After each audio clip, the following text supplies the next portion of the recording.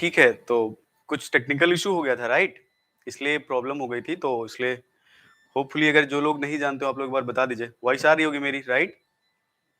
तो यहीं से अरे यार ये माइक में प्रॉब्लम हो गई थी, कुछ बंद हो गया था ये, ठीक है? मुझे दिक्कत हो गई थी, इसकी वॉइस नहीं सुनाई दे रही थी ना आप लोग को, तो कुछ हो गया था इसमें।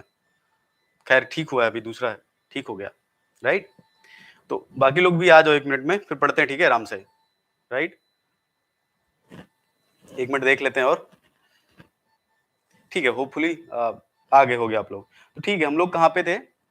हम लोग ये देख रहे थे कि जैसे-जैसे कॉन्जुगेशन बढ़ता है, वैसे-वैसे जो वैकेंट ऑर्बिटल है या पाई स्टार है, उसकी एनर्जी क्या होती है? कम होती है। तो यहाँ से हमने सीखा कि देखो, ये हमारे पास एक एल्कीन है, ये हमारे पास एल्कीन है, राइट?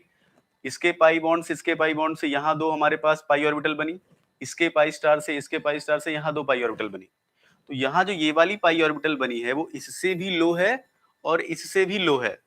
अगर दोनों से लो होगी, इसका मतलब ये हुआ कि जैसे-जैसे कॉन्जुगेशन बढ़ेगा, वैसे-वैसे जो पाई एंटी बॉन्डिंग ऑर्बिटल है, जिसमें सिस्टम इलेक्ट्रॉन लेता है, उसकी एनर्जी क्या होती है? कम होती है। तो अगर आप बीपीवाई और फिनेंथ्रोलिन का कंपैरिजन करो, राइट? तो आपको पता चलेगा कि फिनेंथ्रोलिन में क्योंकि कॉन्जुगेशन ज्यादा है, तो उसके पाई एंटी बॉन्डिंग की एनर्जी लो होगी। बीपीवाई में क्योंकि जो है कॉन्जुगेशन कम है, तो उसके पाई एंटी बॉन्डिंग की एनर्जी क्या होगी? हाई। या इसी पाई एंटी बॉन्डिंग हम लोग क्या बोल सकते हैं? इसको हम लूमो बोल सकते हैं, ठीक है ना? अब ये मेटल की डी ऑर्बिटल है जो उसमें इलेक्ट्रॉन देगी, तो क्योंकि इसकी एनर्जी लो है, इसलिए यहाँ पर डोनेशन अच्छा होगा। इसकी एनर्जी हाई है, यहाँ पे डोनेशन कम अच्छा होगा। तो इसका मतलब सिंपल है कि ये अपनी ऑर्बिटल में बेहतर इलेक्ट्रॉन या ज्यादा बेहतर तरीके से इलेक्ट्रॉन को एक्सेप्ट कर सकता है, कंपेरिजन टू किसके? बीपीवाई के। इसीलिए जो फिनेंथ्रोलिन है वो अच्छा पाई एक्सेप्टर है कंपेरिजन टू किसके? बीपीवाई के। ये बात क्लियर हुई सबको? एक बार बताओ, समझ में आया कि फिनेंथ्रोलिन क्यों अच्छा पाई एक्सेप्टर है बीपीवाई से? कोई भी डाउट हो, जैसे कभी बच्चा बोल रहा था कि पाई, इसमें कुछ करना थोड़ी है, पाई पाई को जोड़ दो, बॉन्डिंग बॉन्डिंग, ये एंटी बॉन्डिंग का 2 ऑर्बिटल यहां बन जाएगी, ठीक है? एक बार बताओ कमेंट करके, ये समझ में आई इतनी बात? तो आगे चलें फिर हम लोग। बाकी बच्चे कहां गए जो तभी थे, बोल रहे थे वो? इतनी बात क्लियर है?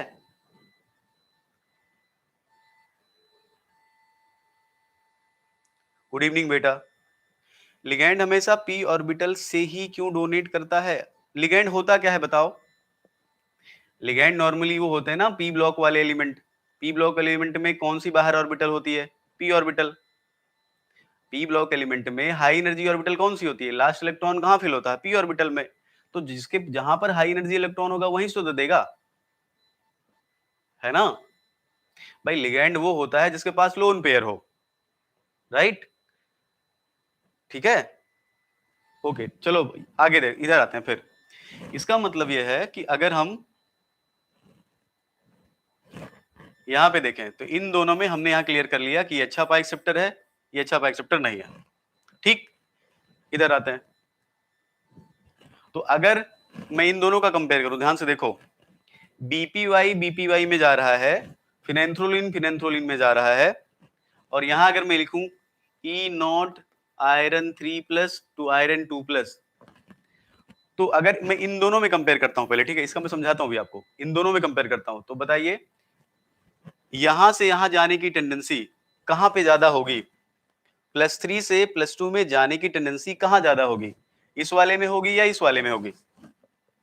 मतलब बीपीवाई में ज्यादा टेंडेंसी होगी +2 में जाने की, या फिर फिनेंथ्रोलिन में ज्यादा होगी?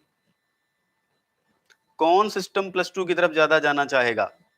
फिनेंथ्रोलिन वाला या बीपीवाई वाला? थर्ड वाले में ना, राइट?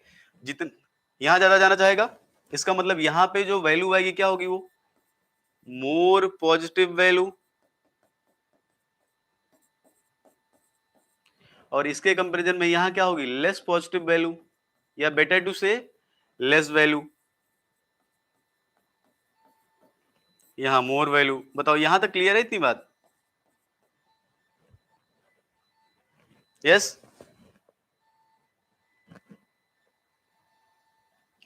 इसमें समझते हैं, देखो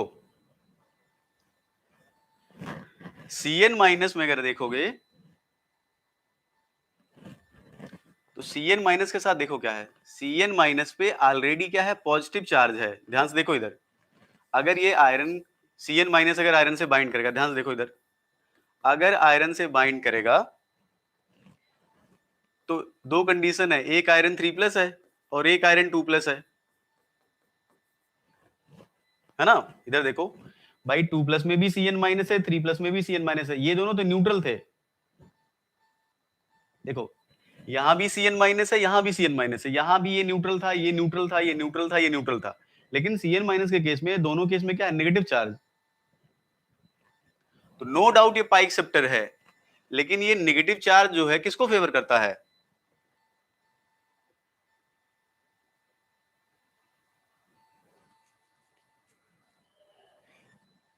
बेटा नेक्स्ट क्लास में बता देंगे आपको, ठीक है, अभी ये पढ़ा देते, राइट प्रीति, ठीक है, नेक्स्ट क्लास में बता देते बेटा, ठीक है।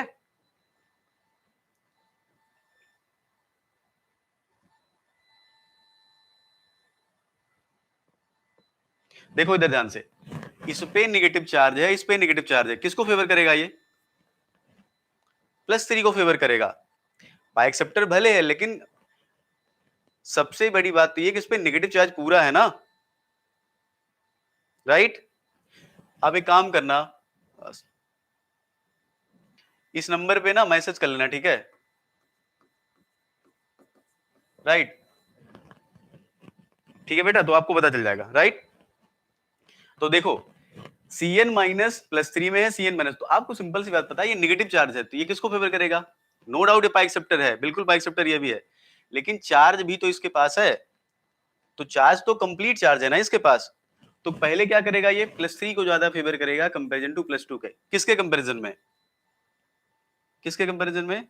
अगर आप इन लोगों से कंपेयर करोगे तो इन लोगों के कंपेरिजन में यहां से यहां जाने की टेंडेंसी इसकी इतनी नहीं होगी जितनी इन लोगों की है। क्यों? क्योंकि ये भी न्यूट्रल था, ये भी न्यूट्रल था, ये तो नेगेटिव चार्ज है, और नेगेटिवली चार्ज सिस्टम जो होता है, जो चार्ज सिस्टम होता है, वो पहले किसको फेवर करता है? चार्ज को, है ना। जितना ज्यादा नेगेटिव चार्ज होगा वो उतनी हाई ऑक्सीडेशन स्टेट को फेवर करेगा, जितना ज्यादा न्यूट्रल सिस्टम होगा उतना ही लो ऑक्सीडेशन स्टेट को फेवर करेगा, राइट। आपने पढ़ा होगा ना इलेक्ट्रो न्यूट्रलिटी प्रिंसिपल, कि पॉजिटिव जितना ज्यादा होगा उसको न्यूट्रलाइज करने के लिए उतना नेगेटिव चाहिए, तो सिस्टम न्यूट्रल हो जाएगा। न्यूट्रल अगर होगा तो उसके लिए क्या चाहिए? न्यूट्रल हमें चाहिए। तो अगर आप इनमें कंपेयर करोगे तो इसमें केस में जो आपकी वैल्यू आएगी वो क्या आएगी? लीस्ट पॉजिटिव वैल्यू, क्योंकि ये इन दोनों के कंपैरिजन में +3 को ज्यादा फेवर करता है। ऐसा नहीं कि +2 में नहीं जाता, +2 में जाता ये भी है, लेकिन अगर आप इनसे कंपेयर करोगे तो इनके कंपैरिजन में, क्योंकि इस पे नेगेटिव चार्ज है, मैं बार बार ध्यान से बोल रहा हूं, क्योंकि इस पे नेगेटिव चार्ज है, बाकी दोनों न्यूट्रल है, क्योंकि इस पे नेगेटिव चार्ज है, इसलिए Cn माइनस आयरन 3+ को ज्यादा फेवर करेगा as compare to BPY and phenanthroline. ठीक है, ये दोनों न्यूट्रल थे, इन दोनों में हमने देख लिया कि ये अच्छा पाई एक्सेप्टर था, ये खराब था, इसलिए यहां पर हमने इस तरह कर दिया। इसके पास तो पहले से नेगेटिव है, जिसके पास नेगेटिव है वो हाईली ऑक्सीडेशन या मोर ऑक्सीडेशन स्टेट को ज्यादा फेवर करता है। तो आप अगर रिडक्शन पोटेंशियल की वैल्यू लिखोगे तो सबसे कम वैल्यू यहां होगी, उससे ज्यादा वैल्यू यहां होगी, उससे ज्यादा वैल्यू यहां होगी, राइट। मतलब फिनेंथ्रोलिन के लिए मैक्सिमम पॉजिटिव वैल्यू और Cn माइनस के लिए लीस्ट पॉजिटिव वैल्यू। ये बताओ क्लियर है इतनी बात?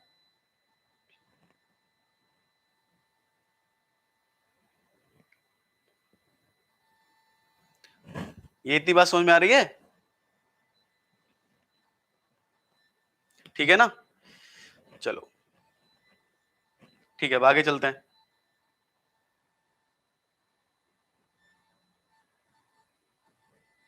तो इस तरह से आप रिडक्शन पोटेंशियल कंपेयर कर सकते हो, ठीक है ना।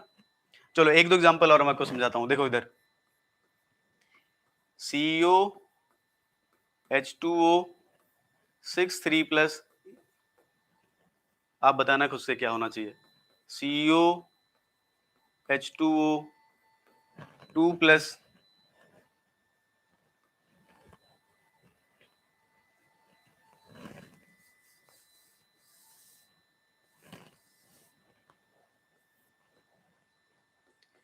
CO EDTA minus plus electron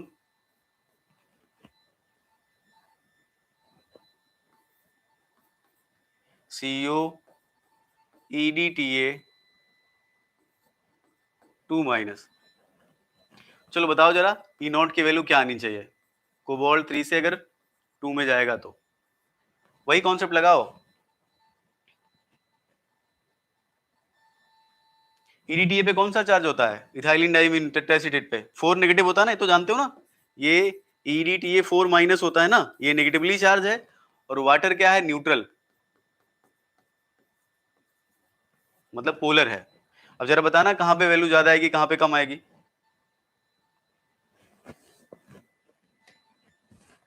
बिल्कुल देखो EDTA क्योंकि नेगेटिवली चार्ज है इसलिए ये +3 ऑक्सीडेशन स्टेट को क्या करेगा मोर फेवर्ड, और ये पोलर है इस पे चार्ज नहीं है कंप्लीट कोई, ये क्या करेगा +3 को लेस फेवर। अगर ये लेस फेवर है इसका मतलब यहां से यहां जाने की टेंडेंसी क्या होगी ज्यादा, तो यहां क्या आएगा मोर वैल्यू, यहां क्या आएगा less value of E not. तो मैं उम्मीद करता हूं कि आप कर लोगे।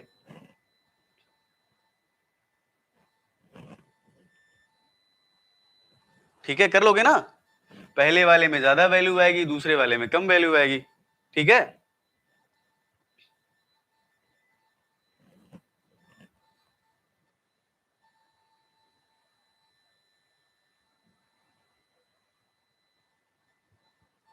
राइट। और अगर और देख लो एक दो कंपैरिजन और करके दिखाता हूं। अगर मान लो आपसे ऐसे बोल दे कि सीओ, ऐसे देखो सीओ NH3 थ्राइस या NH3 6 3+ है, इसको कन्वर्ट करते हैं इसमें CO NH3 6 2+ में, और CO इथाइलिन डाइमीन 3+ है प्लस इलेक्ट्रॉन, इसको करते हैं CO EN थ्राइस 2+ में। इसमें किसमें वैल्यू ज्यादा होगी, मतलब इन दोनों में थर्मोडायनेमिकली कौन स्टेबल है। ओके बेटा कोई बात नहीं,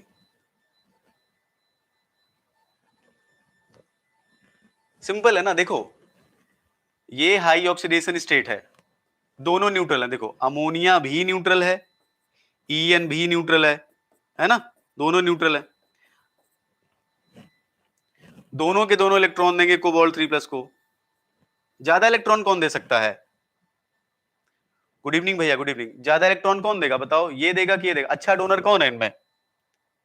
मैं ठीक हूं भैया मैं ठीक हूं, अच्छा डोनर ये है क्योंकि इसके पास ये लोग क्या शो करते हैं प्लस आई इफेक्ट, ये भी क्या शो करता है प्लस आई इफेक्ट, तो ये अच्छा डोनर है। और ये उतना अच्छा डोनर नहीं है क्योंकि इसके पास क्या है हाइड्रोजन। तो जितना ज्यादा ये डोनेट करेगा उतना ही तो इसके पॉजिटिव चार्ज को स्टेबलाइज करेगा। अच्छा अनिल, अच्छा ओके भैया, जितना ज्यादा डोनेट करेगा उतना ही तो इसके पॉजिटिव चार्ज को स्टेबल करेगा ना, राइट। और दूसरा ये सिस्टम क्या है वैसे भी देख सकते हो, ये नॉन चिलेटिंग है, ये क्या है चिलेटिंग है, तो इसका मतलब यहां वैल्यू क्या आएगी मोर पॉजिटिव, यहां वैल्यू क्या आएगी लेस पॉजिटिव, या बोल सकते हो ऐसे more value less value.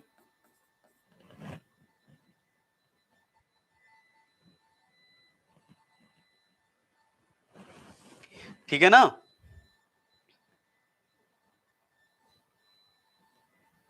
Clear इतनी बात।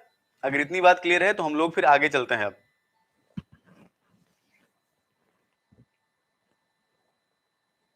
समझ में आ रहा भैया सबको, ठीक है चलो। तो मैं ये एक्सपेक्ट करता हूं कि अगर आपसे मेटल देगा, आपको लिगैंड देगा और उसमें पूछ लेगा कि कहां पर रिडक्शन पोटेंशियल की वैल्यू ज्यादा आनी चाहिए कहां पे कम आनी चाहिए, पॉजिटिव नेगेटिव आप जाने दो, पॉजिटिव आएगा नेगेटिव आएगा छोड़ देते, कम ज्यादा तो बता ही सकते हैं ना हम कि कहां पे कम आएगा कहां पे ज्यादा आएगा। तो आप इतना अगर कर लोगे इसका मतलब फिर आप एग्जाम के लेवल तक पहुंच गए हो। ठीक है, बाकी जहां पे कुछ नई चीजें आएंगी मैं आपको बीच बीच में समझाता रहूंगा। ठीक है चलो, मैं आपको सारी चीजें एक साथ नहीं बता सकता। उसका रीजन ये है कि मैं अगर आपको ढेर सारी चीजें एक साथ बोल दूंगा तो आप कंफ्यूज हो जाओगे। ठीक है, इसलिए जहां पे जिस चीज की जरूरत होगी वहां पे आपको सब कुछ समझाता रहूंगा। राइट, चलो। तो हमने पहला फैक्टर देखा था oxidation state of metal cation, है ना। हमने nature of metal cation, factor affecting thermodynamic stability में हमने पढ़ा था nature of metal cation. Right, nature of metal cation में हमने पहला फैक्टर देखा था क्या, ऑक्सीडेशन स्टेट ऑफ मेटल। अब दूसरा हम देखते हैं साइज ऑफ मेटल कैटायन। चलो यहां से एक चीज समझते हैं, देखो इधर। पर ध्यान रखना जब भी ये सब करना ना तो ऑक्सीडेशन स्टेट को सेम रखना, क्योंकि जब आप किसी एक फैक्टर के बेसिस पे किसी प्रॉपर्टी को बताते हो, फिर से सुनो, जब आप किसी एक फैक्टर के बेसिस पे किसी प्रॉपर्टी को डिसाइड करते हो तो बाकी फैक्टर को आपको कांस्टेंट करना होता है। मतलब अगर आप साइज बढ़ा रहे हो ना तो चार्ज को कांस्टेंट रखो आप, क्योंकि चार्ज नहीं तो और कुछ बदलेगा। इसलिए जब हम साइज फैक्टर की बात करेंगे तो चार्ज को क्या रखेंगे हम, कांस्टेंट। ठीक, अब यहां से पहले बेसिक सी चीज आपको समझाता हूं। साइज में देखो, अगर मैं बोलूं 3D 4D 5D, ये मेटल हमारे पास है, तो आपको पता है 4D 5D का साइज क्या होता है, सिमिलर। इसका साइज क्या होता है, स्मॉल। ये लोग क्या होते हैं, लार्ज। ये बात सही है कि नहीं। अगर मैं 3D 4D 5D मेटल का कंपेयर करूं तो 3D से 4D 5D जाने पर साइज क्या होता है, बढ़ता है। हाँ, ये बात सही है कि 4D और 5D की साइज में सिमिलरिटी होती है, लेकिन बड़ा कौन होता है, बड़ा यही होता है। यस या नो, यही होता है ना ऑर्डर। अब ध्यान से देखो, ये बताओ कि अगर एक 3D सिस्टम है, एक 4D सिस्टम है, एक 5D सिस्टम है, तो 3D ऑर्बिटल इतना एक्सपेंड करेगा, 4D ऑर्बिटल इतना एक्सपेंड करेगा, 5D ऑर्बिटल इतना एक्सपेंड करेगा। ये हमारे पास लिगेंड है, यहाँ पे ये लिगेंड की ऑर्बिटल है। अब जरा बताओ कौन C D orbital 3D 4D 5D में से कौन सी डी ऑर्बिटल लिगैंड की ऑर्बिटल से बेहतर इंटरेक्शन करेगी। इनमें से कौन सी ऑर्बिटल है जो लिगैंड से बेहतर इंटरेक्शन करेगी, ये करेगी ना। ये क्या करेगी, उतना बेहतर इंटरेक्शन नहीं करेगी, ये और पुअर करेगी। ठीक है, जितना बेहतर इंटरेक्शन करेगी बॉन्ड स्ट्रेंथ उतनी क्या होगी, ज्यादा या कम। जितना बेहतर इंटरेक्शन करेगा बॉन्ड स्ट्रेंथ उतनी ज्यादा होगी या कम, ज्यादा होगी ना। तो यहां से यहां आने पर हम बोल सकते हैं ना कि जो बॉन्ड स्ट्रेंथ है वो इंक्रीज कर रही है, और बॉन्ड स्ट्रेंथ इंक्रीज करने का मतलब जो है, जो थर्मोडायनेमिक स्टेबिलिटी है वो क्या हो रही है, वो इंक्रीज कर रही है। या ये बोल सकते हैं कि जो स्टेबिलिटी कांस्टेंट होगा 3D से 4D 5D जाने पर वो क्या करेगा, वो बढ़ेगा। सही बात है कि नहीं। तो अगर आपको कंपेयर करना हो 3D 4D 5D में सेम ऑक्सीडेशन स्टेट है और सेम सीरीज का मेटल लेना, जैसे कोबाल्ट को लो, रोडियम को लो, इरिडियम को लो, तो 3D से 4D 5D में जाने पर थर्मोडायनेमिक स्टेबिलिटी बढ़ेगी। राइट, तो हम ऐसे लिख सकते हैं ना कि अगर कोबाल्ट 3+ का एक कॉम्प्लेक्स है, एक रोडियम 3+ का कॉम्प्लेक्स है, एक इरिडियम 3+ का कॉम्प्लेक्स है। राइट, उल्टा हो गया, ऐसे करते हैं। एक कोबाल्ट 3+ का कॉम्प्लेक्स, रोडियम 3+, इरिडियम 3+, अगर इसका कॉम्प्लेक्स होगा ऐसे। राइट, निकिल का लेते हैं, पैलेडियम का लेते हैं, प्लेटिनम का लेते हैं। अगर ऐसे लेंगे तो इधर से इधर जाने पर जो स्टेबिलिटी कांस्टेंट है क्या है, वो बढ़ रहा है।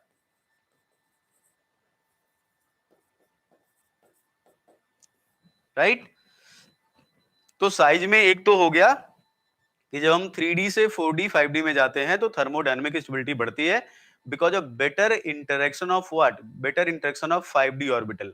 राइट, क्यों ऐसा होता है, दो फैक्टर इसके हैं, कभी टाइम मिलेगा तो मैं आपको जरूर पढ़ाऊंगा। एक है रिलेटिविस्टिक इफेक्ट और दूसरा है लेंथेनॉइड कॉन्ट्रैक्शन।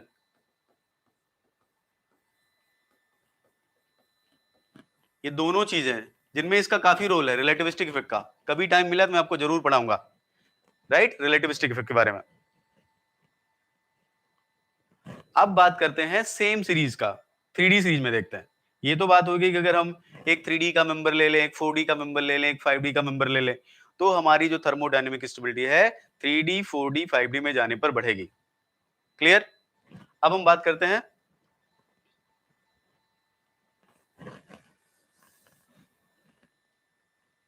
3D सीरीज के लिए। तो देखो, फॉर, लिखना मत, for 3D series metals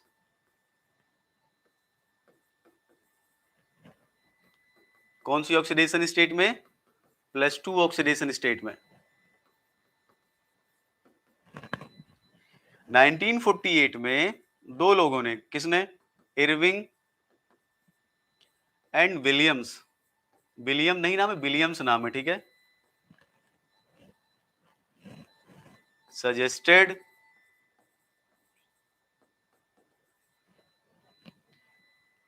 following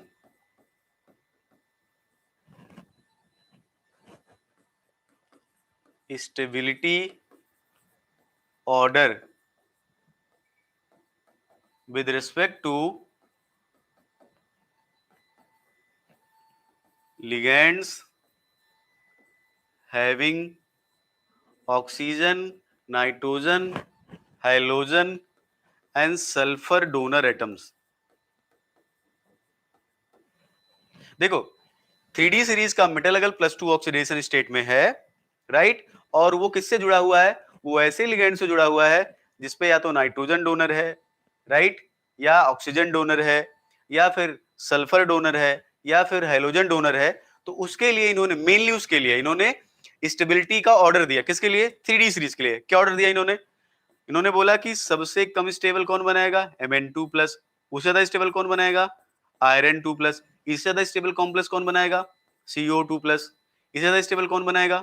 Nickel2+। इससे ज्यादा स्टेबल कौन बनाएगा? Copper2+। और जिंक जो है वो कॉपर से लेस स्टेबल बनाएगा। तो अगर आप, ये है मेटल का ऑर्डर, मतलब अगर आप लिगैंड लेते हो तो ये मेटल लेस स्टेबल, ये मोर स्टेबल, ये मोर स्टेबल, ये मोर स्टेबल, ये मोर स्टेबल, ये लेस स्टेबल। इसी को क्या बोलते हो आप? इसी को हम बोलते हैं इरविंग विलियम्स सीरीज। और यहां जो आप 3D सीरीज के लिए मेटल लिखोगे, कैसा कॉम्प्लेक्स होगा वो? Octahedral complexes, right.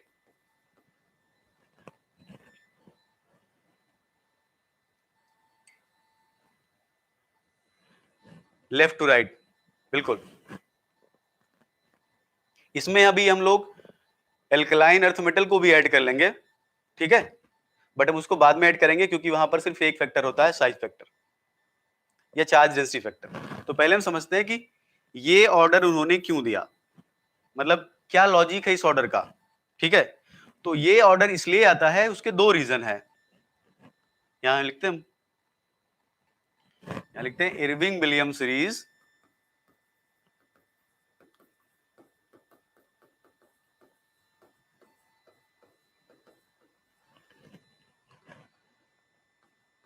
prediction is based on following two factors।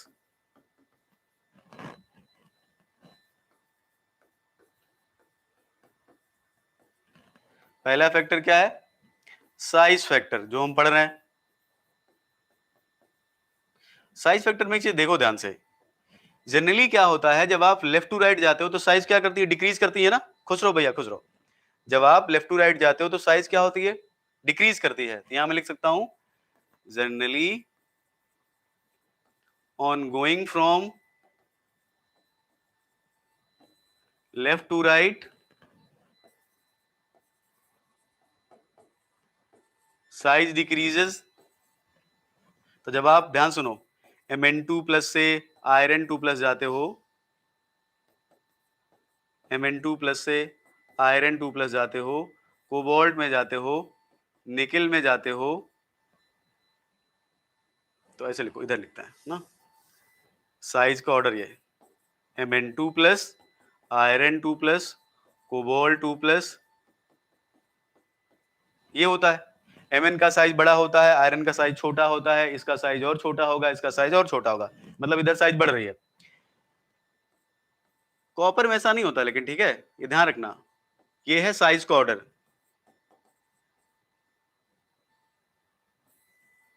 Copper की साइज जो है निकिल से बड़ी होती है, और जो जिंक की साइज है वो कॉपर से बड़ी होती है। लेकिन नॉर्मली अगर देखो तो मेजॉरिटी ऑफ केस में क्या है, इसका साइज बड़ा, फिर और छोटा, फिर और छोटा, फिर और छोटा, फिर उसके बाद इससे ये बड़ा हो गया, इससे ये बड़ा हो गया। ठीक है, इसका मतलब ये है कि सिर्फ साइज फैक्टर से काम नहीं हो रहा होगा, ये तो मतलब हुआ। आपको क्या लगता है कि अगर सिर्फ साइज फैक्टर काम कर रहा होता तो ऑर्डर सही आता जो उन्होंने बताया था? बताओ। निकिल के कंपैरिजन में कॉपर का साइज बड़ा है, कॉपर के कंपैरिजन में जिंक का साइज बड़ा है, लेकिन यहां तो देखो, यहां जो थर्मोडायनेमिक स्टेबिलिटी है वो कॉपर की निकिल से क्या है, ज्यादा है ना? तो क्या आपको लगता है कि सिर्फ साइज फैक्टर जो है वो डिसाइडिंग फैक्टर होगा, यस या नो? क्या आपको लगता है कि सिर्फ साइज फैक्टर डिसाइडिंग फैक्टर होगा इरविंग विलियम सीरीज में? कि हम ये सिंपल बोल दे कि साइज जैसे नहीं होगा ना, तो दूसरा फैक्टर एक और होता है। दूसरा फैक्टर है crystal field stabilization energy factor, CFSC factor,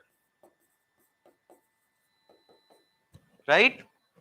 ये फैक्टर भी क्या होता है, ये भी डिसाइडिंग फैक्टर होता है। और ध्यान रखना, ये मेजर फैक्टर है, ठीक है, इनके केस में। तो ये ध्यान रखना, ये मेजर फैक्टर है। अब आपको पता है जैसे जैसे सीएफएससी बढ़ेगी वैसे वैसे थर्मोडायनेमिक स्टेबिलिटी जो है वो बढ़ेगी। ठीक, चलो फिर देखते हैं सीएफएससी कैलकुलेट करके। देखो, Mn2 plus D5 high spin ऑक्टेहेड्रल करोगे, सीएफएससी क्या आएगी, 0। Iron 2 plus D6 high spin,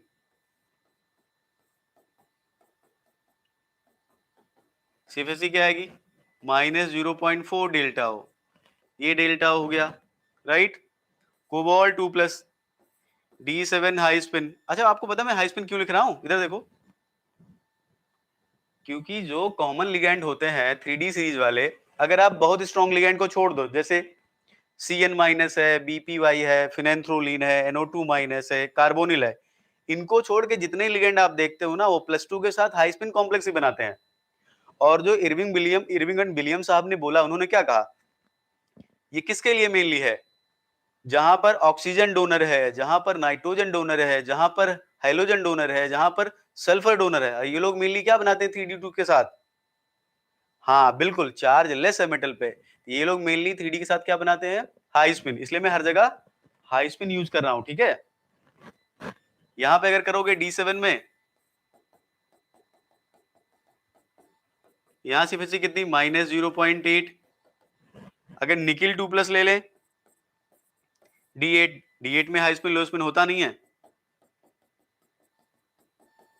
यहां हो जाएगा -1.2। तो देखो जरा ध्यान से, यहां से यहां सीएफएससी इंक्रीज कर रही है ना, तो थर्मोडायनेमिक स्टेबिलिटी क्या होगी, बढ़ेगी।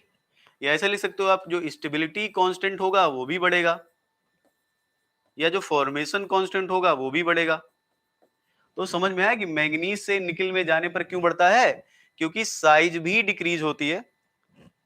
सिंपल, D5 है ना, तो 1 2 3 4, यहाँ देखो, यहाँ पे मल्टीप्लाई किया जाता है -0.4 से, और यहाँ मल्टीप्लाई किया जाता है 0.6 से। बस करके देख लो, आ जाएगा, ठीक है? यहाँ +0.6, यहाँ -0.4, सब में से कर लेना, सॉल्व हो जाएगा, ठीक है? आ जाएगा ये, राइट? ये यहाँ पे कर लेना, इसमें -0.4 से मल्टीप्लाई करना, इसमें +0.6 से, तो आपकी ये वैल्यू आ जाएंगी। तो मैग्नीज से यहां तक आने पर जो स्टेबिलिटी कांस्टेंट की वैल्यू है वो क्यों बढ़ रही है, क्योंकि एक तो साइज डिक्रीज हो रहा था, हमने पीछे देखा था, दूसरा यहाँ पर सीएफएससी बढ़ रही है, इसलिए थर्मोडायनेमिक स्टेबिलिटी जो है वो बढ़ रही है। कॉपर के केस में अगर देखें तो कॉपर क्या है, D9,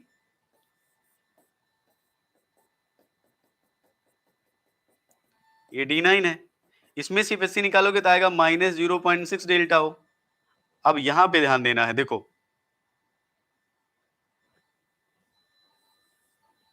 इन दोनों में अगर आप सीएफएससी कंपैरिजन करो निकिल 2 प्लस का, कॉपर 2 प्लस का, तो निकिल 2 प्लस की CFSC क्या है? ज्यादा। कॉपर 2 प्लस की CFSC क्या है? कम। दूसरा, कॉपर 2 प्लस का साइज क्या है? लार्जर। निकिल 2 प्लस का साइज क्या है? स्मॉलर। तो साइज फैक्टर से भी निकिल का फॉर्मेशन कांस्टेंट ज्यादा होना चाहिए, सीएफएससी फैक्टर से भी निकिल का फॉर्मेशन कांस्टेंट ज्यादा होना चाहिए। किससे? कॉपर से। लेकिन अगर आप इरविंग विलियम सीरीज देखोगे तो वहां पर ऐसा नहीं है। वहां पर क्या है? कॉपर की जो स्टेबिलिटी कांस्टेंट की वैल्यू है या कॉपर का जो फॉर्मेशन कांस्टेंट का वैल्यू हो, निकिल से क्या है? वो ज्यादा है। राइट? क्यों ऐसा है? क्योंकि कॉपर में क्या होता है? Strong John Teller distortion. Right? तो यहां लिख सकता हूं साइज फैक्टर और CFSC factor both suggest more value of formation constant, more value of formation constant for nickel 2 plus as compared to copper 2 plus। लेकिन ऐसा है नहीं। हेलो भैया, हेलो पुष्पेंद्र, लेकिन ऐसा नहीं है। बट Cu2 प्लस की वैल्यू जो है वो निकिल 2 प्लस से क्या है? ज्यादा। क्यों है? ध्यान सुनो, ड्यू टू, ये वर्ड जरूर लिखना, स्ट्रॉन्ग। जॉन टेलर तो है ही है, जॉन टेलर तो कोबाल्ट में भी है। जॉन टेलर डिस्टॉर्शन जो है वो कोबाल्ट में भी है, लेकिन कोबाल्ट में T2G अनसिमेट्रिकली फील्ड है, इसलिए वहां स्ट्रॉन्ग जॉन टेलर डिस्टॉर्शन नहीं है। कॉपर 2 प्लस में EG अनसिमेट्रिकली फील्ड है, इसलिए यहां पर स्ट्रॉन्ग जॉन टेलर डिस्टॉर्शन है। समझ में आ रहा है? मेरी बात ध्यान सुनो, JTD जो है दोनों जगह पे है। कोबाल्ट 2 प्लस में भी तो JTD होगा, इधर देख लो, यहीं से पता चल जाएगा। देखो, आयरन में भी JTD है, कोबाल्ट 2 प्लस में भी JTD है, निकल में तो है ही नहीं। इन दोनों का कंपेयर करके देखो जरा। अगर आप सिर्फ JTD मत लिखना, स्ट्रॉन्ग लिखना। राइट? देखो, कोबाल्ट में भी JTD है ना, क्योंकि T2G अनसिमेट्रिकली फील्ड है। निकल में तो है नहीं, लेकिन फिर भी निकल डोमिनेट कर रहा है। क्यों? क्योंकि यहां वीक JTD है, क्योंकि T2G अनसिमेट्रिकली फील्ड है। समझ गए ना? लेकिन कॉपर में क्या है? EG अनसिमेट्रिकल है। कैसे पता? भाई 4 इलेक्ट्रॉन होने चाहिए, 3 ही तो है, तो ये EG अनसिमेट्रिकली फील्ड है, इसलिए यहां पर क्या होगा? Strong John Teller distortion. Right? जिसकी वजह से strong John Teller distortion resulting into more stability of complex, more stability of Cu2 plus complexes. बस एक चीज यहां पे ध्यान देना, सुनो ध्यान से।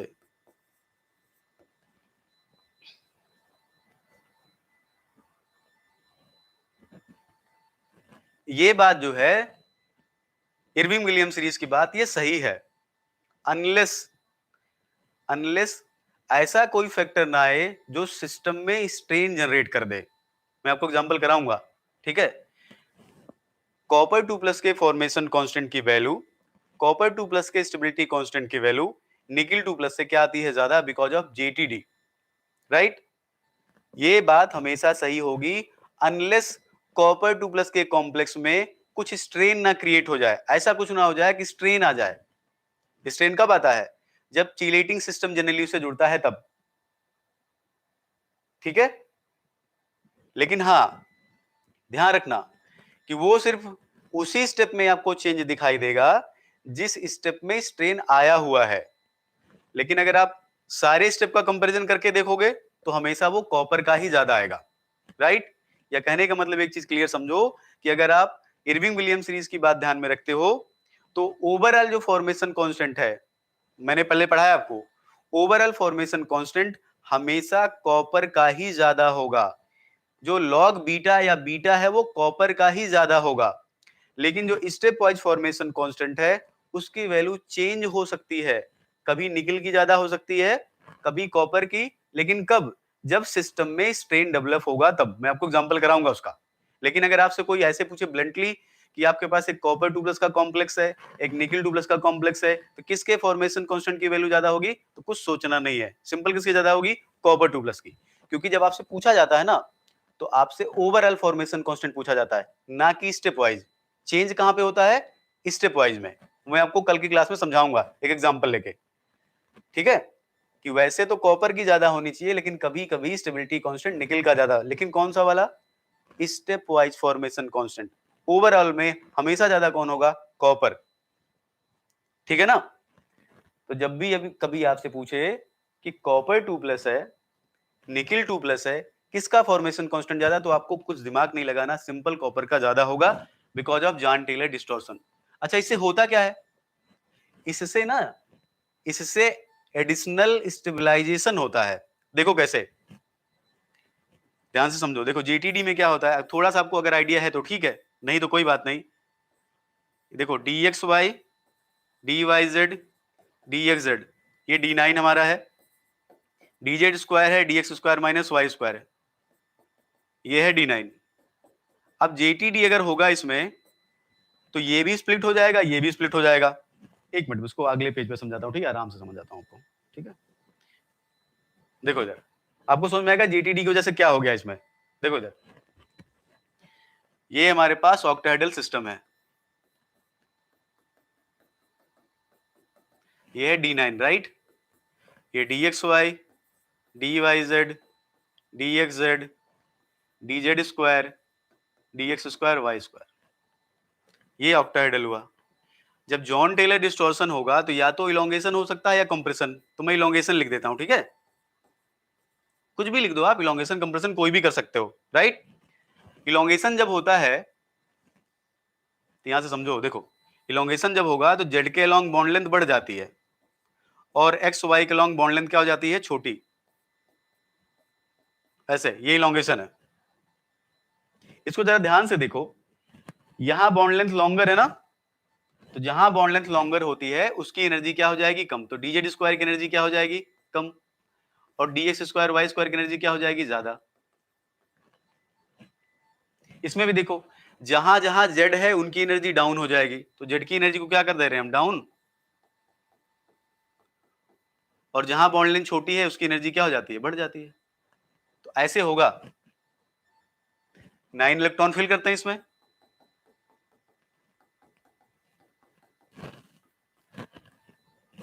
बताओ इतनी बात समझ में आ रही है? बस सिंपल समझो, इलोंगेशन हुआ है, यहां देख लो, जहां बॉन्ड लेंथ छोटी है वहां रिपल, वहां जो है उसकी एनर्जी बढ़ जाएगी, जहां बॉन्ड लेंथ लॉन्गर है उसकी एनर्जी कम हो जाएगी। तो जेड के लॉन्ग बॉन्ड लेंथ बढ़ता है इलोंगेशन में, या इसी को क्या बोलते हैं हम लोग? इसी को बोलते हैं जेड आउट। तो जेड आउट में जेड के लॉन्ग बॉन्ड लेंथ बढ़ गया, जहां बॉन्ड लेंथ बढ़ गया वहां एनर्जी क्या हो गई? कम। जहां बॉन्ड लेंथ कम हो गया उसकी एनर्जी क्या हो गई? ज्यादा। ये सिंपल कुछ है नहीं, सीफएससी में यही तो होता है। जितना बॉन्ड लेंथ छोटी होगी उतना रिपल्सन ज्यादा होगा, उतना रिपल्सन ज्यादा होगा उतनी डेल्टा वैल्यू ज्यादा होगी, बस। जितनी डेल्टा वैल्यू ज्यादा होगी उतनी एनर्जी ज्यादा होगी। अब ध्यान से देखो, ये सेट भी स्प्लिट हुआ है, ये सेट भी स्प्लिट हुआ है, तो सिंपल सी बात है, जितने से ये लोग डिस्टेबलाइज, ध्यान से देखो, इसकी एनर्जी डाउन हुई है, इसकी एनर्जी अप हुई है, तो जितनी एनर्जी से ये 4 इलेक्ट्रॉन स्टेबलाइज हुआ है, उतनी ही एनर्जी से ये 2 इलेक्ट्रॉन क्या हुआ है? डिस्टेबलाइज।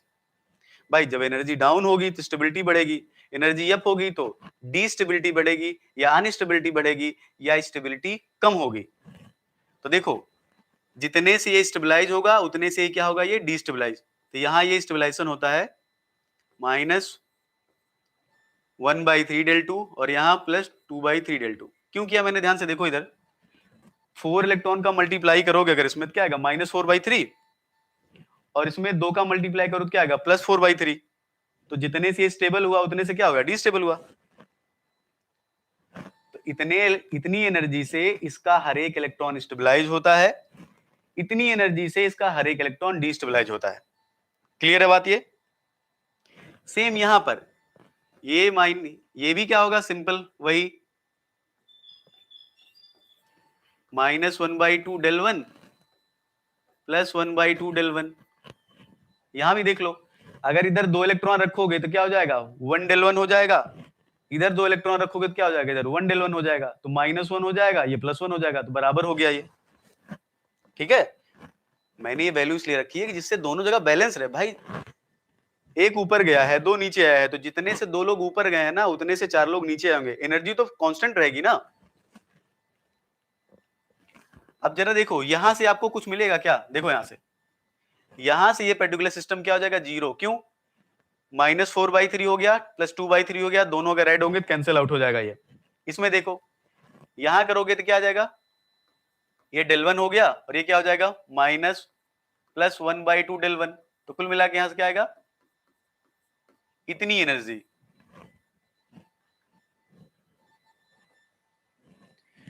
ये और ये तो 0 हो गया ना, क्योंकि जितने से स्टेबलाइज हुआ उतने से डिस्टेबलाइज हुआ, तो 4 से ये -4/3, 2/3 करोगे तो 4/3, तो -4/3 +/3 कैंसिल आउट। ऊपर देखो, ये आएगा -1 और ये आएगा +1/2, तो -1 +1/2 को जोड़ोगे तो क्या आ जाएगा, -1/2 del 1। इतनी एनर्जी से सिस्टम, माइनस है ना, माइनस का मतलब क्या हुआ, स्टेबलाइजेशन। तो ड्यू टू जेटीडी क्या हुआ है, सिस्टम स्टेबलाइज हुआ है, system is stabilises by -1/2 del 1 energy. इतनी एनर्जी से स्टेबलाइज हुआ है ये। तो यही है एडिशनल स्टेबलाइजेशन, जो उसके फॉर्मेशन कांस्टेंट की वैल्यू को बढ़ा दे रहा है। समझ में आया। तो जो सीएफएससी आपकी है ना, उसमें इतनी वैल्यू और जुड़ जाती है, जो कॉपर की सीएफएससी है उसमें इतनी वैल्यू और जुड़ जाती है। तो जेटीडी से क्या मिल रहा है, एडिशनल स्टेबलाइजेशन। ठीक है, बताओ ये बात सही है कि नहीं।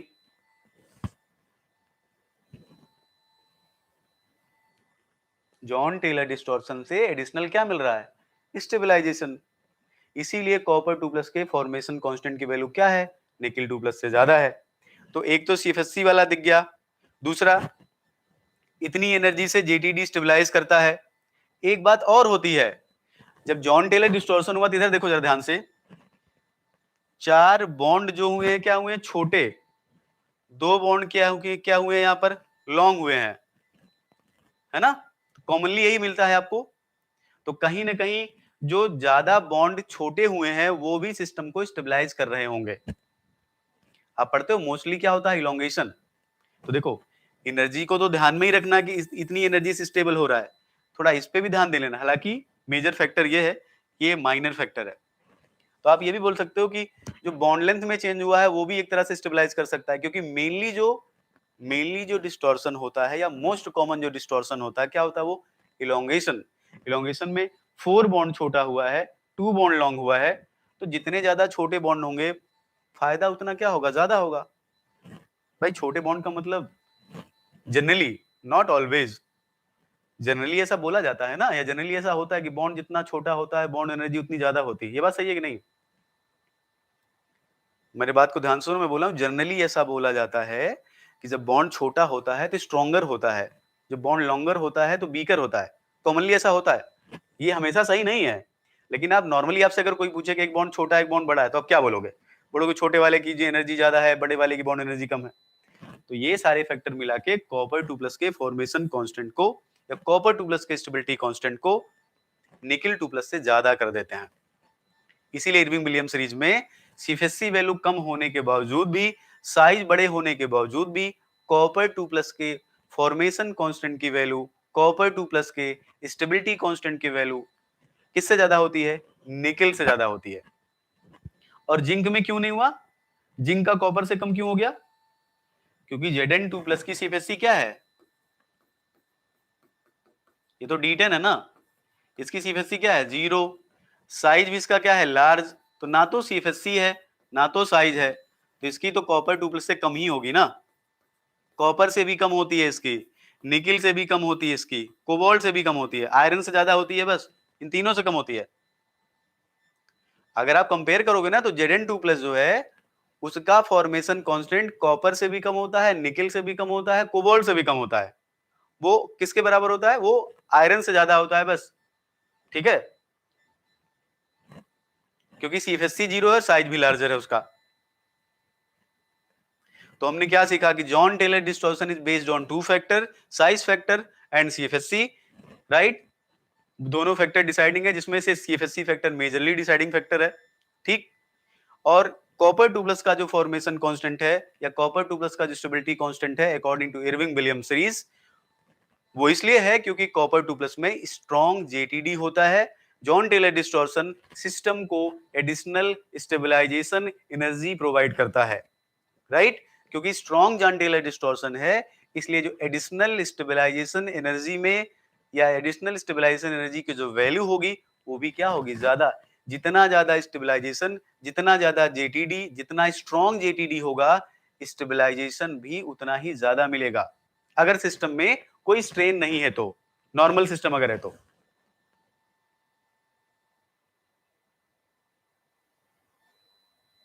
ओके भैया, ठीक है, ठीक है, क्लियर इतनी बात। अब इसी पे बेस्ड एक क्वेश्चन आया था गेट में, गेट 2016 में, ठीक है, वो हम कर लेते हैं, राइट। उसको करने के बाद हम लोग आगे कल की क्लास में आगे कंटिन्यू करेंगे, ठीक है। फिर हम लोग पढ़ेंगे एक चीज में और बचा है, हार्ड सॉफ्ट के बेसिस पे कैसे बताते हैं थर्मोडायनामिक स्टेबिलिटी, ठीक है। फिर हम लोग चिलेट इफेक्ट पे आ जाएंगे, राइट। चलो देखते हैं।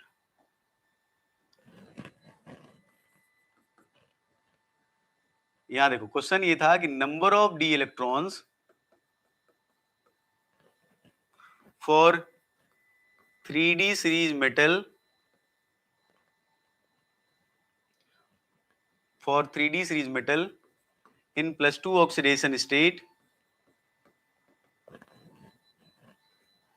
having highest value of formation या highest value of stability constant या log बीटा लिख सकता हूं मैं, बीटा भी तो स्टेबिलिटी कांस्टेंट होता है, अकॉर्डिंग टू, यहां मैं लिगेंड लिख देता हूं, ठीक है, फॉर ईडीटी लिख लेना, फॉर ईडीटी ये लिगेंड है, right. According to Irving Williams series is, GATE 2016 में था ये क्वेश्चन, को ध्यान से पढ़ो क्या लिखा है। लिखा है कि 3D सीरीज का मेटल +2 ऑक्सीडेशन स्टेट में है, राइट। आपको नंबर ऑफ डी इलेक्ट्रॉन बताना है उस मेटल के लिए जिसके लिए highest value of formation constant आता है according to Irving Williams series. समझ गए ना question. Number of D electrons for 3D series metal in +2 oxidation state having highest value of stability constant according to Irving Williams series is. सब लोग जवाब दो।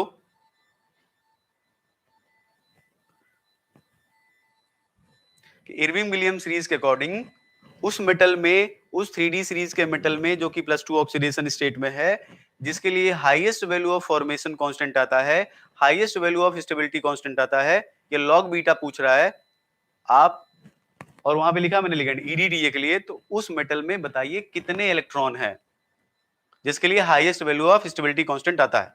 सब लोग लिखो जल्दी से।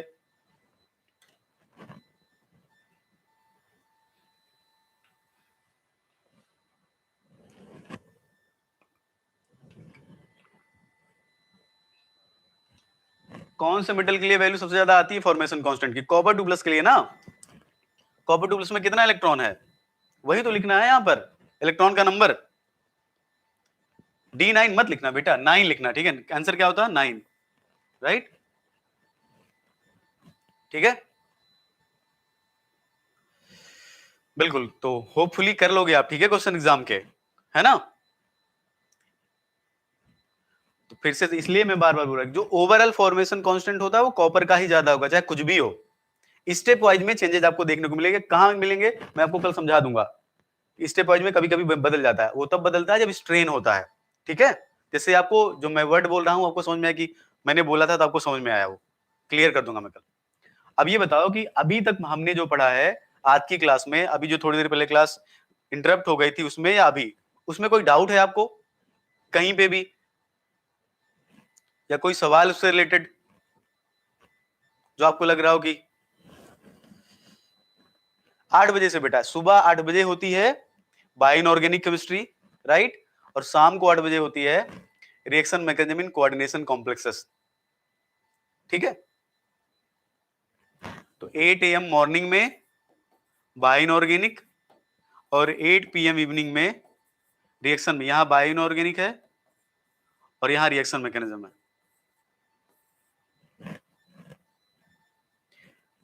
कोई भी डाउट होगा तो आप कल की क्लास में जरूर मुझसे पूछ लेना। आपको ऐसा लगे कि नहीं ठीक है, यहां ऐसा नहीं था, ये मैं तो जो बोल रहा हूं वो तो ठीक है, मतलब अगर आपको समझ में ना आया हो मैं उसको प्रॉपर तरीके से क्लियर कर दूंगा। और एक दिन मैं जरूर क्लास लूंगा, मैं आपको सिखाऊंगा कि आप कैसे पता करोगे कि कौन अच्छा पाइक एक्सेप्टर है, कौन खराब पाइक एक्सेप्टर है, किसके प्रेजेंस में डेल्टा वैल्यू ज्यादा आती होगी, किसके प्रेजेंस में डेल्टा वैल्यू कम आती है। जो आप स्पेक्ट्रोकेमिकल सीरीज पढ़े हो ना, मैं आपको उसको लगभग कॉन्सेप्चुअली समझा दूंगा कि ऐसा ऑर्डर क्यों है, राइट। हेलो अक्षय, राइट, तो मैं आपको कॉन्सेप्चुअली समझा, जिससे आपको याद करने में प्रॉब्लम नहीं होगी, ठीक है ना। तो एक दिन मैं आपको समझाऊंगा कि जो है ये जो स्पेक्ट्रोकेमिकल सीरीज है, इसका ऑर्डर ऐसे, आई पहले क्यों आया, Br बाद में क्यों आया, Cl उसके बाद में क्यों आया, फ्लोरीन बाद में क्यों आया, राइट, वाटर पहले है, अमोनिया उससे स्ट्रॉन्गर क्यों है। बेटा टेलीग्राम चैनल बनाया नहीं है, बट मैं बनाऊंगा जल्दी, ठीक है। मेरा भी तो, मैं फेसबुक और इंस्टाग्राम पे हूं बस, राइट। अच्छा 11th में नहीं पढ़ा है अक्षय भी स्पेक्ट्रोकेमिकल सीरीज, ठीक है। मैं किसी दिन पहले ये पढ़ते हैं हम लोग, जब जरूरत पड़ेगी तो मैं आपको समझा दूंगा कि देखो ये ऐसे ऑर्डर ये क्यों आ रहा है, तो आपको याद नहीं करना पड़ेगा वो, ठीक है, राइट। चलो फिर ठीक है, आज की क्लास को यहीं बंद करते हैं, कल यहाँ के बाद फिर से हम लोग कंटिन्यू करेंगे, ठीक। लिखकर पढ़ना आप लोग, जिससे आपको ज्यादा दिन तक याद रहे। कोई भी डाउट होगा जहां भी आप पढ़ना लिख लेना, कल की क्लास में आप मुझसे पूछ लेना, ठीक है। तो कल सुबह हम लोग फिर से मिलते हैं बायो इनऑर्गेनिक में, ठीक। तब तक के लिए टेक केयर, गुड नाइट, ध्यान रखो अपना सब लोग, कल मिलते हैं। गुड नाइट भैया, गुड नाइट, खुश रहो भैया, खुश रहो। हाँ यूपीएचएससी का अभी वो शायद कोर्ट में रिट डाली है ना उस पे किसी ने, ठीक है। तो अभी शायद उन लोगों ने बीएचयू के कुछ लोगों को अपॉइंट किया हुआ है, तो वो लोग अब उस क्वेश्चन को वेरीफाई करेंगे, फिर बताएंगे कि वो क्या सही है क्या नहीं। तो मुझे नहीं लगता कभी कुछ रिजल्ट इतनी जल्दी आने वाला है, ठीक है पुष्पेंद्र, राइट।